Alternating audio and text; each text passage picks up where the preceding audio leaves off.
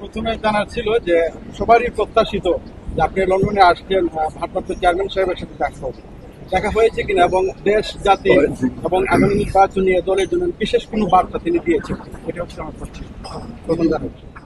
আমি তো এসেছিলামই আমার ভারপ্রাপ্ত চেয়ারম্যান তারেক আমার সঙ্গে দেখা করতে, কারণ আমি আপনার দায়িত্ব পালন করছি মহাসচিবের। উনি আমার এখন অ্যাক্টিং চেয়ারম্যান, এবং আমাদের যে রাজনৈতিক যে পট পরিবর্তন হয়েছে এরপরে ওনার সঙ্গে আমাদের ডেইলি কথাবার্তা হয় আপনার আপনার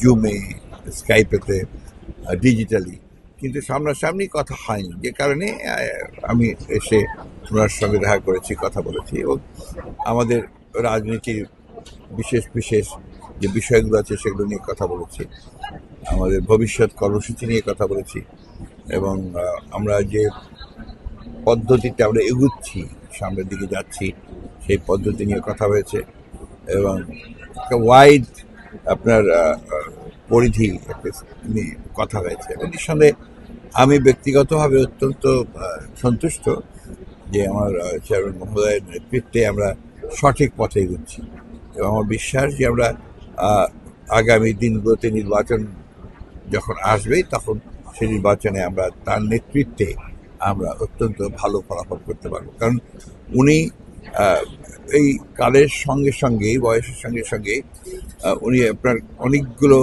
গুণাবলী অর্জন করেছেন, যেগুলো আপনার একটা রাজনৈতিক দলকে নেতৃত্ব দেওয়ার জন্য অত্যন্ত জরুরি, এবং উনি সেটা অর্জন করেছেন।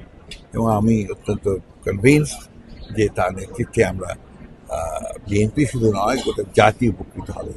এবং যে সমস্যাগুলো আমরা ফেস করেছি 15 বছরে, ফ্যাসিস্টদেরকে আপনার বিতরণ করে সত্যিকার অর্থে একটা গণতান্ত্রিক একটা রাষ্ট্র যেন নির্মাণ করতে পারি, সেই কাজটা আমরা করতে পারবো তার নেতৃত্বে। ধন্যবাদ। আরেকটি বিষয়, ম্যাডাম খালেদা জিয়া লন্ডনে আসার বিষয় এবং ভারপ্রাপ্ত চেয়ারম্যান তারেক রহমান সাহেব বাংলাদেশে যাওয়ার ব্যাপারে মেসেজ আপনাকে দিয়েছে। না, এটা মেসেজের ব্যাপার তো আছে, সেই সঙ্গে আপনার বাস্তবতার ব্যাপার আছে। তো দেশান্তী বেগম খালেদা জিয়া লন্ডনে আসবে চিকিৎসার জন্য, তার চিকিৎসা মোটামুটি আপনার সবই প্রায় ঠিকঠাক হয়ে গেছে, এবং তিনি খুব শিগগিরই তিনি লন্ডনে আসবেন চিকিৎসার জন্য। আর একইভাবে আমাদের ভাবতে চেয়ারম্যান তারেক রহমান সাহেব দেশে ফিরবেন যখন আপনার প্রয়োজনটা হবে, এবং যখন আপনার আমাদের যে মামলাগুলো আছে ওনার বিরুদ্ধে, সেই মামলাগুলো আপনার একটা যৌক্তিক পর্যায়ে শেষ সময় আসবে, এবং পরিবেশটা যখন আপনার অত্যন্ত অনুকূল হবে, সেই সময় নিশ্চয়ই তিনি দেশে যাবেন, সে ব্যাপারে কথা।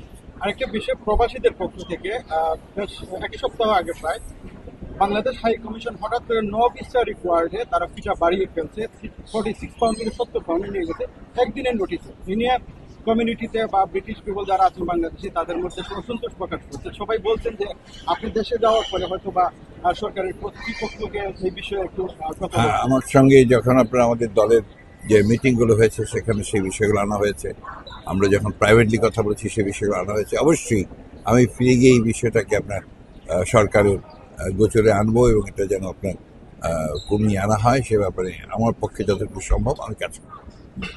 শেষ একটা সেকেন্ড, আমরা দেখেছি বিগত দিনগুলোতে যুক্তরাজ্য বিএনপি, মালেক ভাই এবং কৈশোরের নেতৃত্বে তারা অনেক অবদান রেখেছেন। আমি গত 2023 সালে 29 আগস্ট সর্ববৃহৎ মুক্তিযুদ্ধের পর কিন্তু তারা ডেমনস্ট্রেশন করেছেন, মেইন রোডগুলো ব্লক করে দিয়েছিল ব্রিটিশ সরকার।